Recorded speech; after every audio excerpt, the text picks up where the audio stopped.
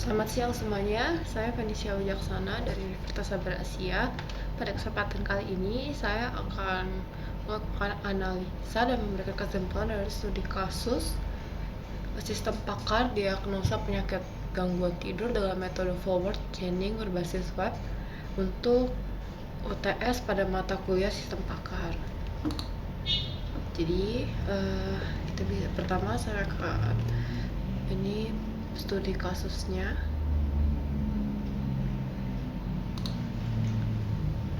Ini studi kasus yang akan saya analisa. Jadi untuk mempermudah, saya membuat PPT mengenai hasil studi kasus tersebut. Pertama, dari studi kasus ini tujuan dan relevansi dari penelitian ini yang setelah saya baca itu, ini mengembangkan sistem pakar berbasis web yang dapat mendiagnosa gangguan tidur menggunakan metode forward chaining. Di sistem ini dirancang untuk membantu masyarakat dalam melakukan diagnosa awal guna mencegah penyakit yang lebih parah. Metodologi yang dipakai pada studi khusus ini, dia menggunakan pemrograman PHP dan database MySQL. Metode yang digunakan adalah forward chaining. Pendekatan dimulai dari data, fakta-fakta menuju kesimpulan atau diagnosis. Implementasi dan uji cobanya, di sini ada 3 poin yang saya buat dari hasil implementasi dan uji coba. Sistem diuji di UPTD Puskesmas Telaga Dewa Kota Bengkulu dengan data sampel dari 7 pasien. Hasil uji ini menunjukkan bahwa fungsionalitas sistem berjalan 100% sesuai dengan kebutuhan sistem.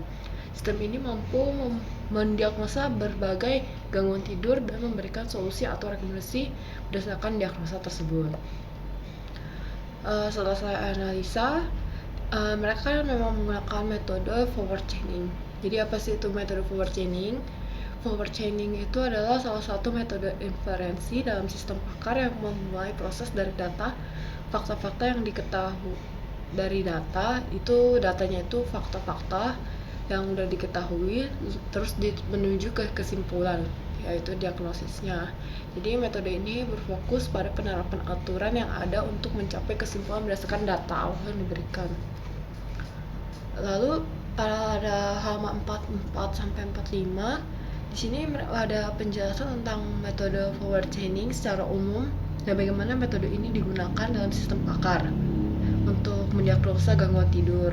Di situ juga ada dijelaskan bahwa metode pengambilan keputusan berjalan dari data premis menuju kesimpulan akhir dikenal dengan data driven. Pada halaman 44 sampai 46, ini ada lebih lanjut membahas tentang proses forward chaining dalam konteks sistem pakar yang dikembangkan. Jadi termasuk bagaimana sistem mencari aturan yang sesuai dalam memulai kerja, menjalankan aksi yang sesuai dan menghasilkan kesimpulan. Lalu di halaman 47 di sini setelah saya baca, saya menyimpulkan di sini kita bisa memahami berbagai fase dan stadium dalam tidur yang penting untuk mendiagnosa gangguan tidur. Jadi pengetahuan ini sangat penting dalam konteks sistem pakar karena diagnosis berbasis gejala tidur memerlukan pemahaman yang mendalam tentang siklus tidur.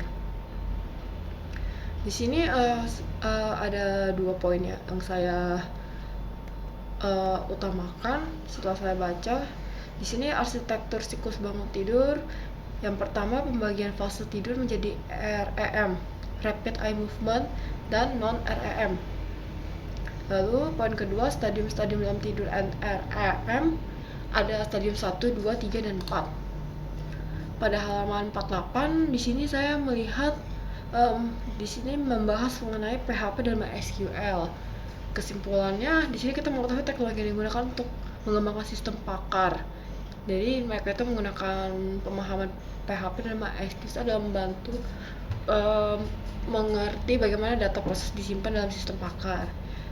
Di sini PHP itu penjelasan tentang PHP sebagai bahasa pemrograman berbasis web dan server-side embed script language. Di sini fungsi dan pengguna PHP dalam pengembangan sistem pakar.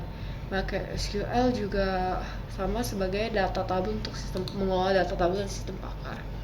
Halaman 49 di sini kesimpulannya kita memahami peran XMPP dalam mengembangkan dan pengujian sistem pakar secara lokal sebelum dipublikasikan secara online. Jadi ini membantu dalam proses debugging dan pengembangan berkelanjutan sistem pakar.